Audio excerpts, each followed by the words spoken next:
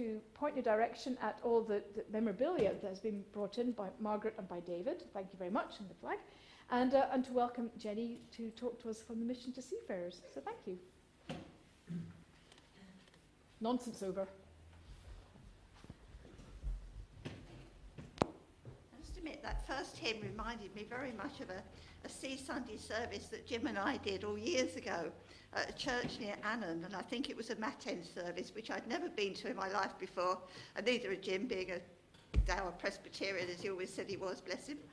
And we were handed this book, and we hadn't got a clue which page we were supposed to be on, and we were sitting all alone in the front like like I was today. And this very kind man behind us obviously realised that we didn't know what we were doing and took pity on us and pointed out what page we should be on. So I was very grateful. Anyway, good morning. Lovely to see you here this morning and to see some really familiar faces. It's lovely. I feel as if I've come home. Some of you know my job before I retired was to run a seaman's mission in Tilbury Docks in Essex.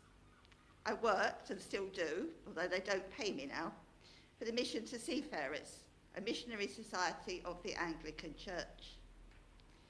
They are very good at giving suggestions for the particular theme to be focused on Sea Sunday, usually alternating between the story of Jonah, which talks about the destructive power of the sea, and its analogy of the many destructive forces that threaten to overwhelm our lives, and the parable of the Good Samaritan, who went to the aid of someone he didn't know without a thought for his own safety, assessing the man's needs and doing what he could to help. And they liken seafarers to the Good Samaritan because they are always there for others, whether working on merchant ships, bringing over 90% of the goods we use in our everyday lives, which is becoming even more dangerous for them now. It's an occupation that even merchant ships are being attacked as wars around the world are escalating. Braving the elements, catching fish for our supper, or going to the rescue of ships in trouble. And Jesus tells us in this parable that we must love our neighbour as ourselves, that anyone who needs our help is our neighbour. And in the words of a favourite hymn, the creed and the colour and the name won't matter. Today, as we celebrate Sea Sunday, we remember all whose livelihoods are dependent on the sea, and the list is long. Fishermen, merchant seamen, Navy personnel who protect our shores, the crews of ferries, pleasure boats and cruise liners, coast guards, pilots, air sea rescue crews, and I won't go on, but all working often in treacherous conditions for the service of others. But as we think of all who go down to the sea in ships, be it for work or pleasure, we're also reminded of the dangers of the sea and how, like our lives, the change from calm to stormy can happen very quickly. And I can relate to that when my own first husband, who himself had a small inshore trawler, was out fishing one day when a squall blew up and the boat became overwhelmed by the waves. He went on to become a member of an RNLI lifeboat crew, who this year are celebrating their 200th anniversary. And I can remember one rescue he did when he hauled a young kayaker out of the water, telling me afterwards that he didn't know where or how he got the strength to do so. He also used to tell me that the old tradition of a fisherman wearing an earring loop in just one ear was so that if they fell overboard, God would be able to catch them by the loop and haul them out. Superstition maybe, but also a strong belief that God is always with us in times of trouble.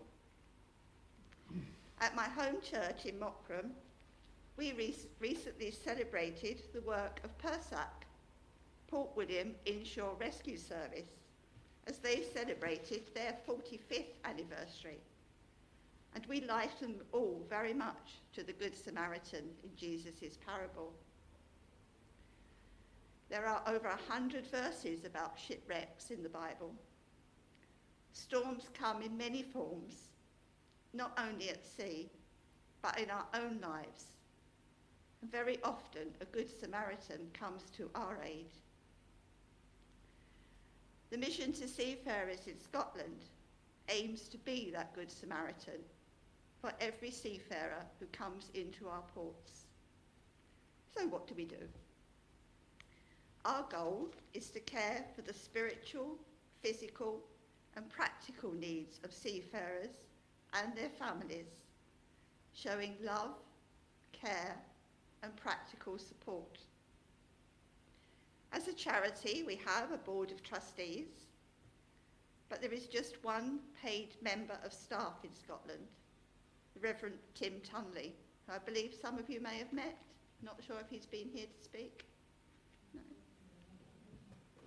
Anyway, part of his job includes visiting over 60 ships a month with the aid of a handful of ship visiting volunteers.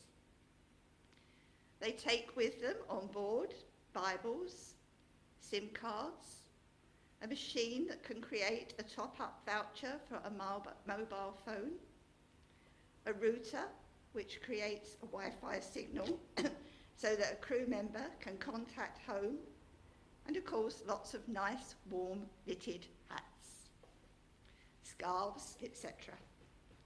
And we give away over 10,000 knitted items each and every year. So please do keep the knitting needles clicking whenever you are able. I always put that at the end of my thank you letters, as some of you will know. Please keep the knitting needles clicking. There are 83 ports in Scotland, excuse me. But as the vast majority of shipping to Scotland comes into the Firth of Forth, that is where MTS Scotland concentrates its activities. Brayfoot, near Dalgety Bay, is from where natural gas is exported. Large cruise liners visiting Edinburgh drop anchor at Queensferry, and the smaller ones tie up at Rosyth. And I believe some of you have actually been on cruises, possibly out of Rosyth. Each day, about 10 ships enter the Firth of Forth, including the traffic which goes in and out of Grangemouth docks, and of course, closer to home, Loch Ryan and Cairn Ryan play an important part in the link from Scotland to Ireland for both passengers and freight. And there is a seafarers centre based in Belfast.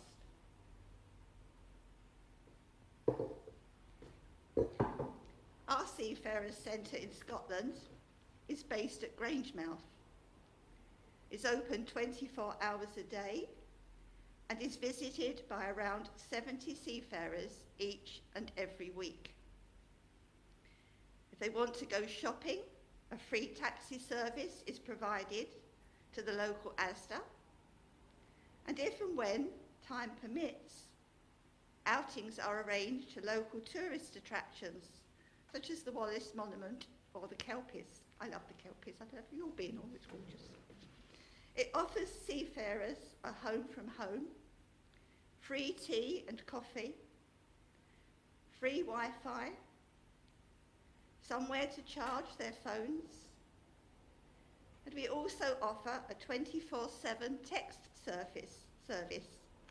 So if a seafarer needs to top up their phone and can't get to the centre, a top-up voucher can be created, photographed, and the image sent to the seafarer by text, so that wherever they are in the world, they can reload their phone.